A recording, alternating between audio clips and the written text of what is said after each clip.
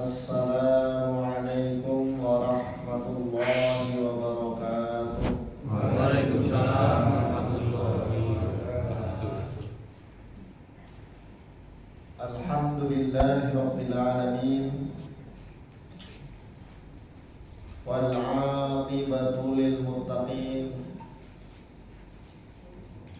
Wala 'udwana illa 'alal zalimin. Asyhadu an la ilaha illallah wahdahu la syarika lah, qayyumus samawati wal ardin, wa dzul uluhiyyati wal 'ubudiyyati ala khalqihi ajma'in. Wa asyhadu anna Muhammadan 'abduhu wa rasuluh, khatamun nabiyyin wa imamul muttaqin wa sayyidul mursalin, sallallahu alaihi wa ala alihi wa sahbihi wa man tabi'ahum bi ihsanin ila yaumiddin. Qala Allah ta'ala fi kitabihil karim, ya ayyuhalladzina amanu ittaqullaha haqqa tuqatih wa la tamutunna illa wa antum muslimun. Ya ayyuhalladzina amanu ittaqullaha wal tanzur nafsum ma qaddamat lighad wattaqullaha innallaha khabirum bima ta'malun. Amma ba'd.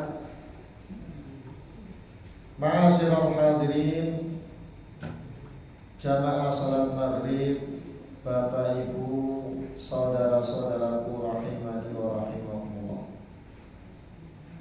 Alhamdulillah adalah satu kata yang paling layak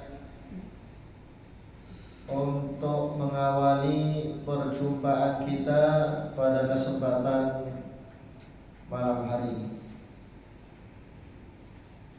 Karena atas berkat rahmat, atas berkat pertolongan Allah Tabaraka wa Ta'ala, kembali kita bisa bersua, kembali kita bisa bermajelis ilmu, yang mana kita tidak bisa melakukan semua itu kecuali semata-mata karena pertolongan Allah. Alhamdulillah. Nikmat yang begitu besar para jamaah sekalian, karena tidak setiap hamba-hamba Allah mendapatkan nikmat ini. Nikmat hidayah, nikmat dimudahkan di dalam ketaatan, nikmat untuk bisa ngaji.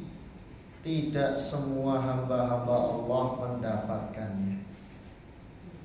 Maka kita harus bersyukur ketika Allah menggerakkan hati kita, ketika Allah memudahkan kita, meringankan ayunan langkah kaki kita untuk menuju ke masjid ini, maka semata-mata itu adalah taufik dari Allah.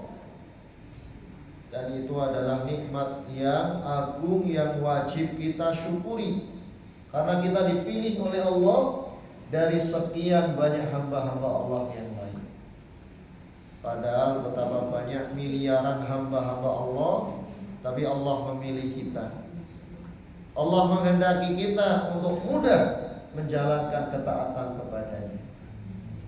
Maka mudah-mudahan kita berdoa kepada Allah Tabaraka wa Ta'ala dengan ketulusan hati, semoga ini adalah tanda bahwa Allah menginginkan kita berbaikan. memberikan kita masuk ke dalam surganya. Amin ya rabbal alamin. Karena dalam hadis yang sahih Nabi sallallahu alaihi wasallam bersabda, "Man yuridillahu bihi khairan yufaqihu fid din." Barang siapa yang dikehendaki baik oleh Allah, maka Allah akan fahamkan dia dalam masalah agama. Dan tidak ada cara bagi kita untuk bisa faham dalam masalah agama kecuali dengan ngaji, dengan hadir di majelis ini. Maka sekali lagi mudah-mudahan ini merupakan tanda bahwa Allah Ta'ala menghendaki kita kebaikan. Amin ya rabbal alamin. Pada kesempatan malam hari ini, para jamaah sekalian, kita masih melanjutkan pembahasan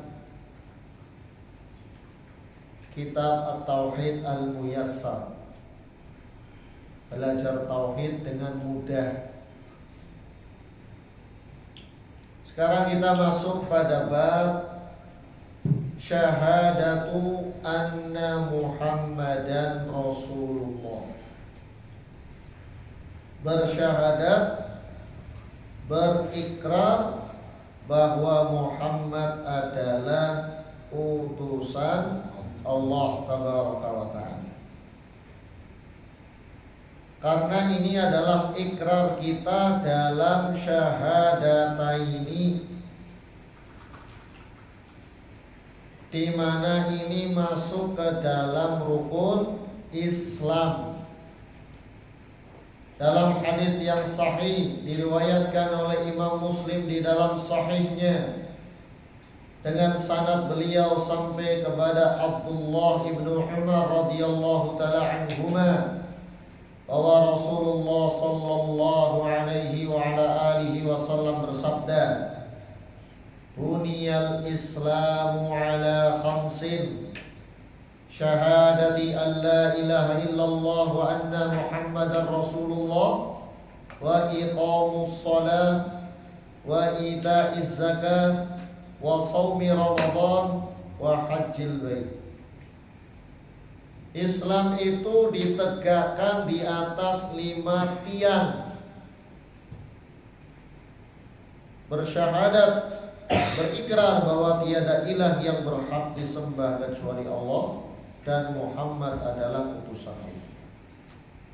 Mendirikan sholat, menunaikan zakat, berpuasa Ramadan, dan berhaji ke Baitullah. Berikrar bahwa Muhammad sallallahu alaihi wasallam adalah hamba dan utusan Allah, masuk pada rukun Islam yang ke-1. Ikrar dengan syahadataini. Maka kita harus paham apa makna berikrar dengan syahadatul Rasul. Karena syahadataini, 2 kalimat syahadat itu terdiri dari 2 ikrar. Ikrar yang pertama disebut dengan syahadatul tauhid. Ikrar yang kedua disebut dengan syahadatul Rasul. Syahadatul tauhid kita sudah membahasnya pada pertemuan yang telah berlalu. Berikrar, bersyahadat bahwa tiada ilah yang berhak disembah kecuali hanya Allah Tabaraka wa Ta'ala. Kemudian ikrar dengan syahadatul Rasul, apa maknanya? Ini yang akan kita bahas. Dalil tentang syahadatul Rasul itu banyak sekali, baik di dalam Al-Quran ataupun As-Sunnah. Di antara dalilnya Allah Ta'ala sebutkan dalam Quran surat At-Taubah ayat 128.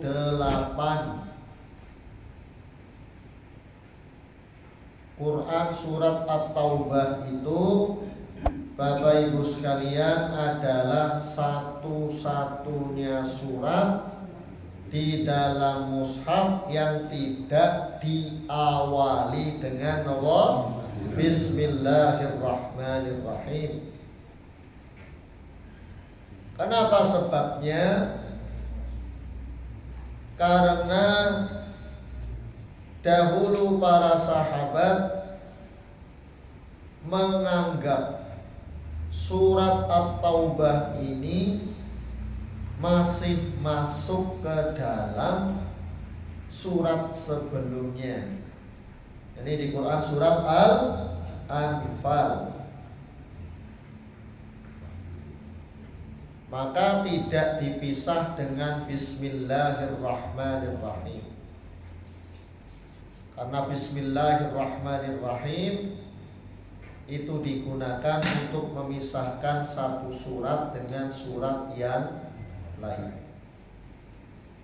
Sebagian menjelaskan pula hikmahnya ialah karena surat At-Taubah itu adalah surat yang menguat, membeberkan sifat-sifat orang-orang munafik, sehingga tidak sesuai jika diawali dengan menyebut nama Allah yang Maha Pengasih lagi Maha Penyayang. Karena yang Maha Pengasih tentu mengasihi, yang Maha Penyayang tentu menyayangi. Sedangkan surat ini berisi tentang sifat-sifat orang munafik yang dibeberkan oleh Allah Tabaraka wa Ta'ala. Dalam Quran surat At-Taubah ayat 128 Allah Ta'ala berfirman, Laqad ja'akum rasulun min anfusikum azizun 'alaihi ma 'anittum harisun 'alaikum bil mu'minina raufur rahim. Allah Tabaraka wa Ta'ala berfirman dalam Quran surat At-Taubah ayat 128,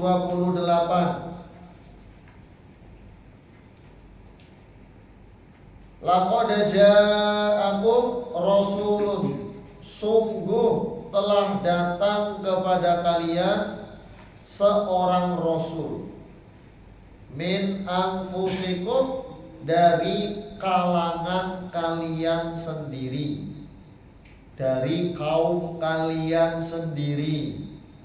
Karena beliau sallallahu alaihi wa alihi wasallam adalah dari Quraisy. Sedangkan ayat ini turun mengkhitab, ditujukan kepada kaum Quraisy. Azizun 'alaihi ma 'anittum, berat terasa olehnya penderitaan yang kalian rasakan. Menunjukkan bahwa beliau sallallahu alaihi wa alihi wasallam adalah orang yang sangat peka terhadap sesama, peka terhadap para sahabat. Para sahabat merasa menderita, maka beliau pun juga merasa menderita. Harisun 'alaikum, di mana beliau itu sangat-sangat ingin menginginkan keimanan kalian, sangat gigih dalam berdakwah. Bil mu'minina raufur rahim, dan sangat belas kasih serta penyayang terhadap orang-orang yang beriman. Syahidnya dalam ayat ini Allah Tabaraka wa Ta'ala menegaskan dengan kata laqad, lam lit taukid, qad masuk ke fi'il madhi ja'akum, maka menunjukkan taukid yang diulang. yakni penegasan di atas penegasan. Sungguh-sungguh benar-benar telah datang pada kalian seorang Rasul. Maka Allah tabaraka wa ta'ala menegaskan bahwa Muhammad sallallahu alaihi wasallam itu adalah Rasul yang diutus oleh Allah tabaraka wa ta'ala. Allah tabaraka wa ta'ala juga berfirman dalam Quran surat Al-Munafiqun ayat 1, wallahu ya'lamu innaka la rasuluh. Allah maha mengetahui kau, hai Muhammad, benar-benar adalah seorang Rasul. Di sini juga penegasan bahwa Nabi Shallallahu Alaihi Wasallam adalah seorang Rasul. Dalil yang sangat banyak sekali di dalam Al-Quran. Ini hanya beberapa di antaranya, termasuk hadis yang sudah kita sebutkan, hadis tentang rukun Islam. Karena rukun Islam itu dalam syahadatain kita berikrar bahwa Muhammad sallallahu alaihi wasallam itu adalah seorang Rasul. Apa makna syahadatu anna Muhammadan abduhu wa rasuluh? Apa makna bersyahadat bahwa Muhammad adalah hamba dan utusannya? Maknanya ialah at-tasdiqul jazimu min samimil qalbi al-muwati liqaulil lisani bi anna Muhammadan abdullahi wa rasuluhu ila thaqalaini kafah insahum wa jinnahum. Makna berikrar bahwa Muhammad adalah utusan Allah, yakni maknanya bisa digarisbawahi, meyakini dengan keyakinan yang kuat di dalam relung hati yang paling dalam, min somimil qalbi, menghujam kuat keyakinan itu, tertancap kuat dan tidak tercabut, tidak ada keraguan sedikit pun, yang selaras dengan ucapan yang diucapkan dengan lisan. yakni benar-benar yakin, tidak boleh ragu, mantap mengucapkan bahwa Muhammad sallallahu alaihi wasallam adalah hamba dan utusan Allah, bahkan diutus oleh Allah untuk ats-tsaqalaini, kepada dua bangsa sekaligus, bangsa manusia dan juga bangsa jin. Baik. Jadi ini makna apa? Syahadatu anna Muhammadan Rasulullah. Sekarang rukun daripada syahadatul Rasul. Ternyata syahadat kepada Rasul itu punya rukunnya yang harus kita datangkan. Tidak sah syahadat kita terhadap Rasul kalau kita tidak mendatangkan rukun ini. Rukunnya ada dua. Sebagaimana iman punya rukun, rukunnya pinter 6. Kalau rukun syahadatul Rasul ada 2. Rukun yang pertama, al-i'tirafu bi risalatihi sallallahu alaihi wa ala alihi wasallam, mengakui kenabian beliau, kerasulan beliau. Ini yang pertama, kita harus mengakui, meyakini, menghujam kuat keyakinan itu dalam hati bahwa beliau Muhammad sallallahu alaihi wasallam adalah Rasul. Yakini dalam hati. Ini rukun yang pertama. Rukun yang kedua, i'tiqadu ubudiyyatihi lahu, i'tiqadu ubudiyatihi sallallahu alaihi wa alihi wasallam lahu ay lillahi azza wa jalla. Rukun yang kedua, keyakinan kita bahwa beliau hanyalah hamba Allah. Bahwasanya beliau adalah hamba Allah tabaraka wa ta'ala. Jadi kita harus punya dua keyakinan. Yang ini merupakan rukun syahadatul Rasul. Yang pertama mengakui bahwa beliau Muhammad sallallahu alaihi wasallam adalah Rasulullah. Yang kedua meyakini pula bahwa beliau adalah hamba Allah. Meyakini bahwa beliau adalah Rasulullah, banyak sekali dalilnya. Sudah kita baca beberapa ayat dan hadis. Di antara dalilnya pula Quran surat Al-Fatah ayat 29. Allah Ta'ala berfirman, Muhammadun Rasulullah. Muhammad adalah utusan Allah. Ditegaskan bahwa beliau sallallahu alaihi wasallam adalah utusan Allah. Kemudian dalil bahwasanya beliau adalah hamba Allah banyak sekali. Bahkan dengan fitrah kita meyakini beliau hamba Allah. Di antara dalilnya firman Allah tabaraka wa ta'ala dalam Quran surat Al-Jin ayat yang ke-9. Allah Ta'ala berfirman, wa annahu lamma qama abdullah yad'uhu kadu yakununa alaihi libada. Dan sesungguhnya ketika hamba Allah, jadi siapa? Muhammad sallallahu alaihi wasallam ini berdiri untuk sholat, maka jin-jin itu mengerumuni beliau sampai-sampai bertumpuk-tumpuk satu sama lain karena kepengin mendengarkan bacaan Al-Quran. Allah Ta'ala juga berfirman dalam Quran surat Al-Isra, Subhanalladzi asra bi abdihi lailan minal masjidil harami ilal masjidil aqsa. Maha suci Allah yang memperjalankan hambanya. Sinten niku?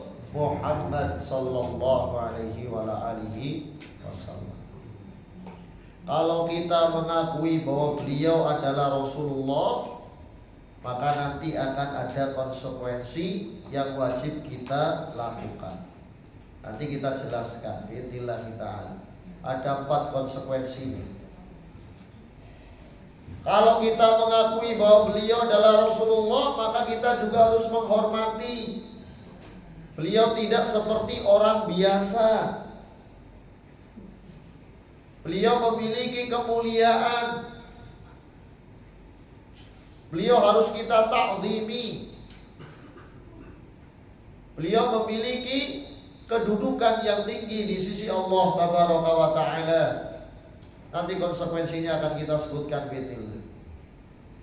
Dan kalau kita meyakini bahwa beliau hanyalah hamba Allah, maka juga kita tidak boleh hulu, tidak boleh berlebih-lebihan dalam menghormati beliau sampai kemudian menyetarakan beliau hingga setara dengan Allah. Na'udzubillahi min dzalik. Beliau hanyalah hamba Allah. Beliau manusia biasa yang akan wafat dan telah wafat. Innaka mayyitun wa innahum mayyitun. Sesungguhnya kau hai Muhammad akan mati dan mereka semua juga akan mati. Karena beliau adalah manusia biasa. Beliau bisa sakit, beliau bisa terluka. Bahkan ketika peperangan Uhud beliau berdarah. Ma'asyiral hadirin rahimani wa rahimakumullah. Beliau makan, beliau minum, beliau beribadah dan beliau tidur, beliau beristri. Manusia biasa, sama seperti kita. Tidak boleh kita mengagungkan beliau dari kadar yang semestinya. Sampai-sampai ada sebagian orang, na'udzubillahi min dzalik, ghulu, menjadikan kedudukan beliau setara dengan Allah tabaraka wa taala. Na'udzubillahi min dzalik. Tidak boleh seperti itu. Ya. Sampai disebutkan dalam sebagian syair, ya, bahwa kedudukan beliau itu sampai bisa membuat musibah-musibah itu hilang, sampai bisa menjadikan diri kita itu selamat dari segala macam bencana dan mara bahaya. Ini adalah keyakinan yang keliru. Allahumma sholli sholatan kamilatan wa sallim salaman taman ala sayyidina Muhammadin alladzi tanhalu bihil uqadu wa tanfariju bihil qurub wa tuqdu bihil hawaij. Alladzi tanhalu bihi, yang dengannya, dengan siapa? Muhammad sallallahu alaihi wasallam, tanhalu bihil uqadu, segala simpul kesusahan itu akan terurai, permasalahan hidup itu akan hilang, akan bebas, terlepas. Dengan siapa? Muhammad sallallahu alaihi wasallam. Wa tanfariju bihil qurabu, segala macam bencana itu akan hilang. Wa tuqdu bihil hawaiju, dan hajat-hajat kita bisa terkabulkan. Ini hulu yang seperti ini, berlebih-lebihan, menempatkan kedudukan beliau sallallahu alaihi wasallam dari kadar yang semestinya yang Allah tabaraka wa taala perintahkan. Karena kadar yang semestinya bagi kita dalam menghormati, mengagungkan beliau sallallahu alaihi wasallam yang benar itu tercermin pada 4 macam perkara. Ini konsekuensi kita terhadap ikrar dengan syahadatul Rasul.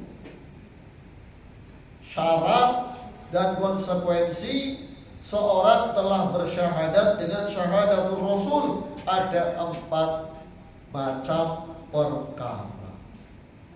Yang pertama, tasdiquhu fima akhbar.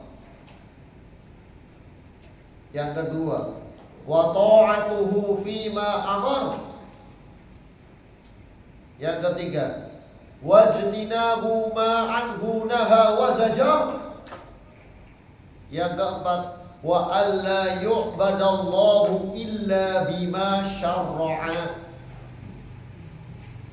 Yang pertama, ketika kita telah berikrar dengan syahadatul Rasul, asyhadu anna Muhammadan abdullahi wa rasuluh, maka yang pertama kita harus meyakini setiap kabar yang beliau sampaikan. Jadi beliau bersabda dengan apapun itu kita wajib meyakini, membenarkan. Beliau sallallahu alaihi wasallam mengabarkan tentang umat-umat terdahulu, maka kewajiban kita meyakini, membenarkan berita tadi. Beliau menyebutkan bahkan perkara-perkara yang akan terjadi di masa yang akan datang. Di antaranya adalah tentang asyratus sa'ah, tanda-tanda hari kiamat. Alhamdulillah kan belajar di sini Pak dengan Al-Ustaz Dr. Sudarto tentang Allah, tanda-tanda hari kiamat. Diimani jika hadis tersebut adalah sahih sebagai bentuk tasdiquhu fima akhbar, membenarkan setiap apa yang beliau sampaikan. Yang kedua, wa ta'atuhu fima amar, mentaati setiap apa yang beliau perintahkan. Jadi beliau memerintahkan apa, kita taati. Sami'na wa ata'na. Itu kewajiban kita sebagai bentuk penghormatan pula kepada beliau sallallahu alaihi wasallam. Setiap yang beliau perintahkan kita taati dengan ketaatan yang mutlak tanpa pertanyaan kenapa. Kerjakan. Karena taat kepada Rasul hukumnya mutlak, harus dikerjakan.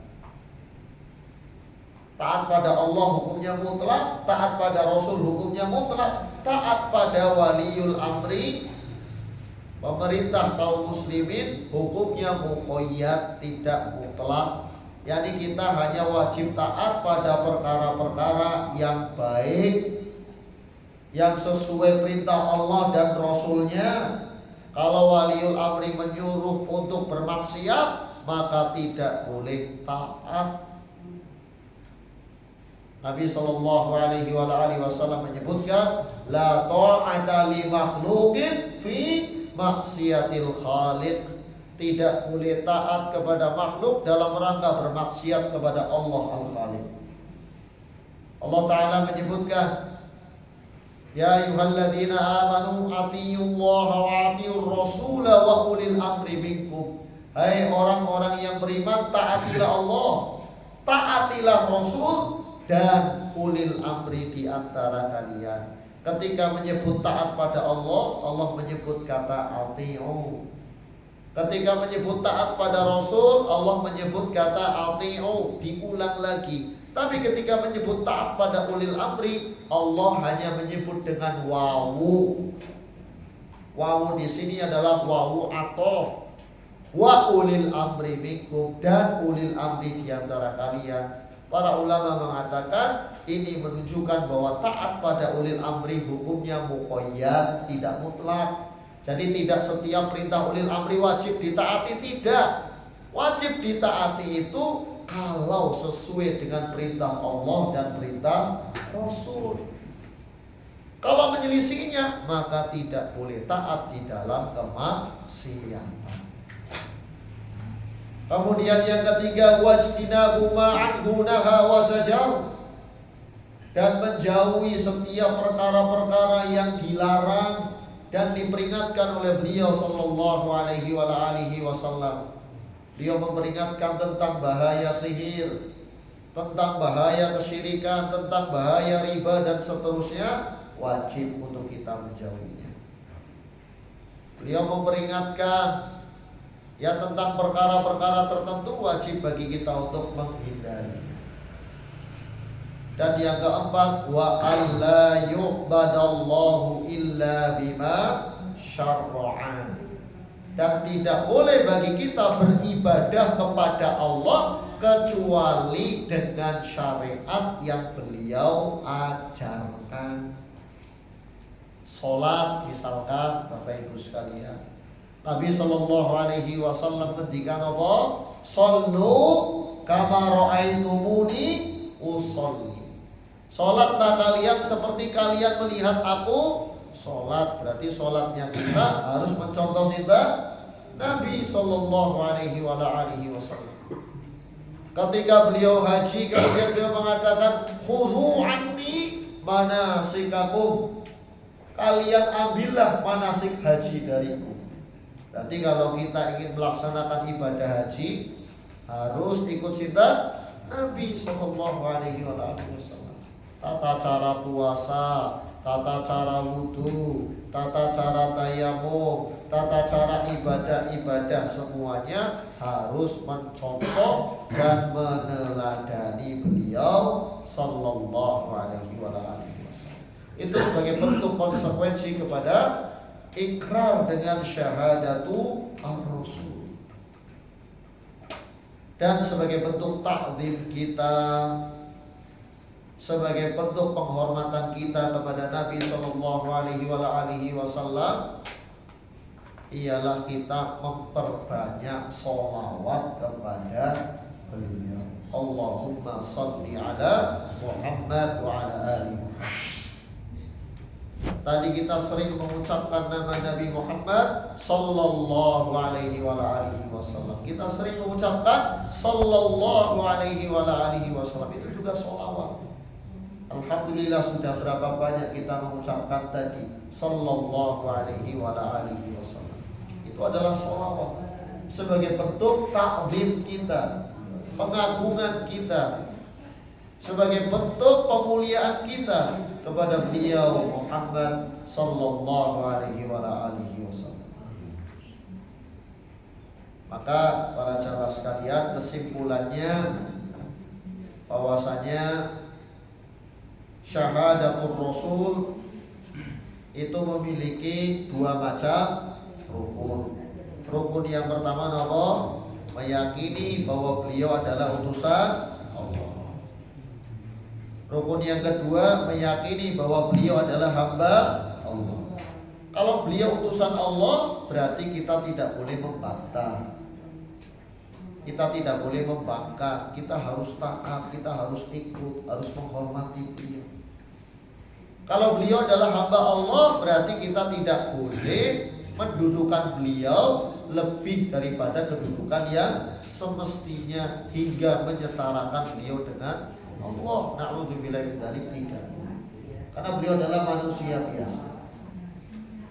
Dan konsekuensi kita sudah bersyahadat dengan syahadatul Rasul, maka kita harus meyakini setiap apa yang beliau kabarkan.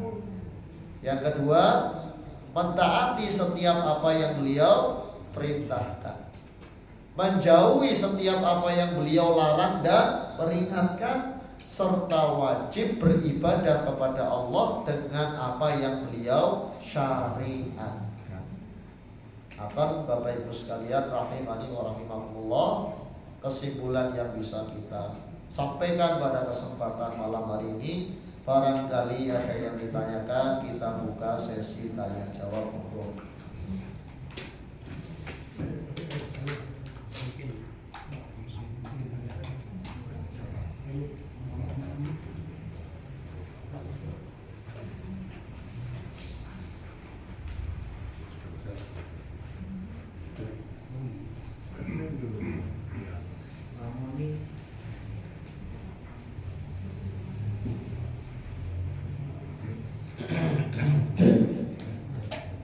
Assalamualaikum Waalaikumsalam. Berkaitan tentang ketaatan kepada Rasul. Seperti kita ketahui bahwa syarat amalan kita diterima itu harus dilakukan secara ikhlas karena Allah, dan amal itu dicontohkan oleh Rasulullah. Itu ya tadi. Yang ingin saya tanyakan,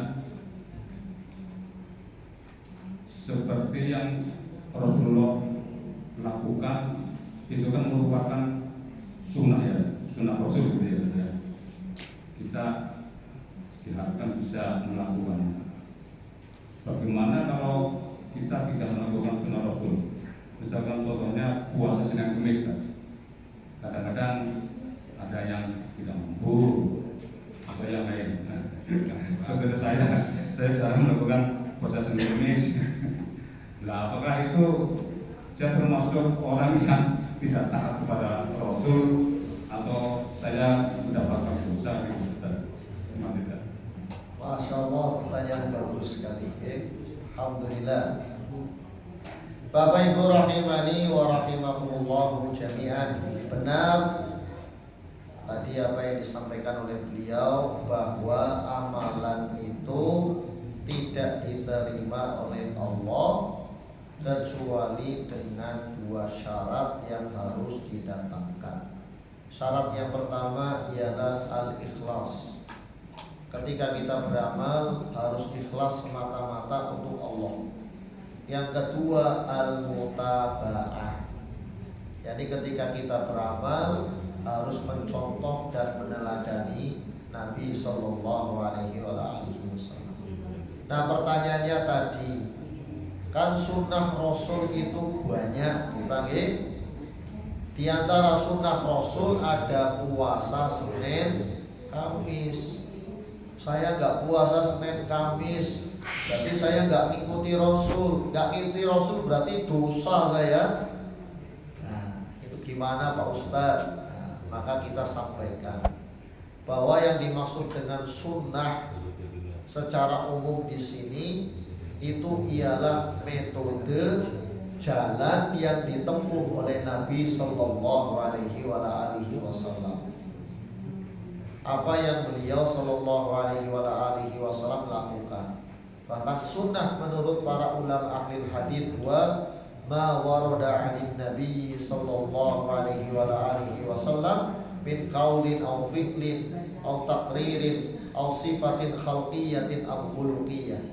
Sunnah menurut para ahli hadis ialah setiap apa yang datang dari Nabi Sallallahu Alaihi Wasallam, baik itu berupa ucapan, berupa perbuatan, berupa takrir penetapan, atau sifat yang melekat pada diri beliau, baik itu sifat kepribadian atau sifat jasmani.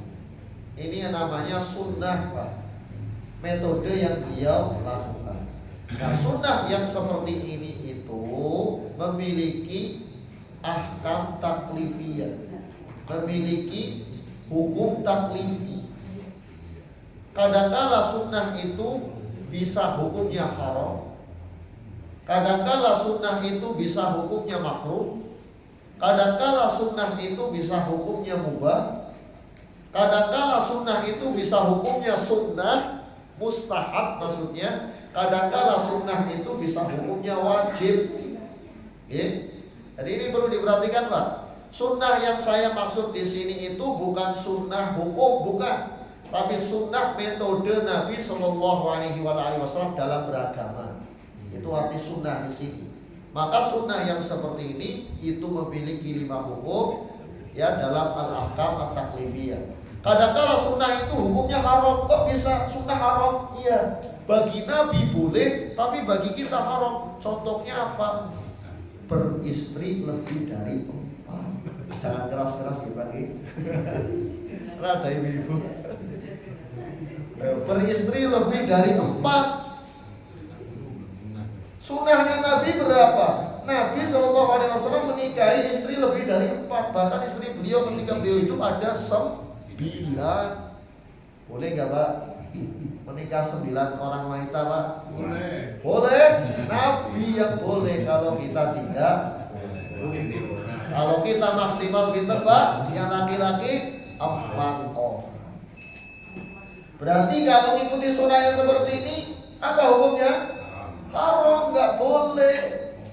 Nah, ini pertama. Sunnah kadang haram untuk diikuti. Apa? Sunnah yang itu hanya khusus bagi Nabi, nggak boleh diikuti. Ini pertama. Yang kedua, sunnah bisa hukumnya makruh. Napa? Contohnya puasa wisol. Napa niku puasa wisol, Pak? Sekarang puasa, Pak. Ya, besok pas buka nggak buka, Pak. Nyambung ke hari berikutnya. Terus baru buka nanti hari berikutnya. Itu namanya puasa wisol, puasa nyambung. Bagi Nabi boleh, bagi kita makruh, Pak. Bagi kita apa hukumnya? Makruh. Karena bagi kita itu yang sunnah justru menyegerakan apa? Bukan. Alhamdulillah dan bukan. Oh, nggak disegerakan lagi, malah senang untuk.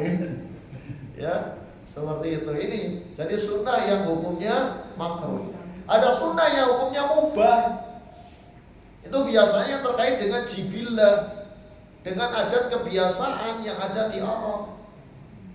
Kalau mengikutinya ya mubah saja. Contoh cara berpakaian Nabi itu kan sesuai dengan masyarakat yang ada ketika itu. Ya ketika itu pakai izar, pakai sarung, ada pakai jubah, kadang pakai sorban. Nah, kalau kita di sini ya pakainya ya peci songkok. Ya kalau ke pasar ya pakainya biasa, pakai kaos oblong, ya pakai celana panjang, kan nganten. Itu kan memang adat istiadat kita. Tapi kalau ngikuti Nabi ya ubah saja dalam perkara seperti ini. Oke. Kemudian ada sunnah yang hukumnya mustahab. Sunnah contohnya puasa Senin, Kamis. Maka sunnah ini hukumnya sunnah dalam pengertian fikih. Apa itu? Ma yuthabu fa'iluhu wa la yu'aqabu tarikuhu. Sesuatu yang kalau dikerjakan dapat pahala, kalau ditinggalkan tidak dosa. Ini sunnah yang hukumnya sunnah. Sunnah yang hukumnya mustahab, puasa Senin, Kamis. Jadi kalau bapak-bapak nggak mampu puasa Senin Kamis, boten nopo, tidak dosa. Ada sunnah yang hukumnya wajib, yang perkara-perkara yang seperti akidah tadi yang harus kita yakini itu hukumnya nopo wajib. Jadi kata sekarang jadi sunnah itu adalah metode Nabi Shallallahu Alaihi Wasallam dalam beragama. Itu kadang bisa dihukumi dengan salah satu dari 5 al-ahkam at-taklifiyah. Dan tadi yang ditanyakan terkait tentang puasa Senin Kamis itu hukumnya mustahab. Jadi kalau tidak dikerjakan boten dosa. Ini terakhir untuk ada ibu-ibu bertanya. Kalau sholawat, Pak Ustadz mau tanya, kalau sholawat nomor ini Nusyroh Insyirah. Kalau kita sering baca, bagaimana menurut Pak Ustadz? Sholat insyirah itu bunyinya kayak apa? Bunyinya seperti apa?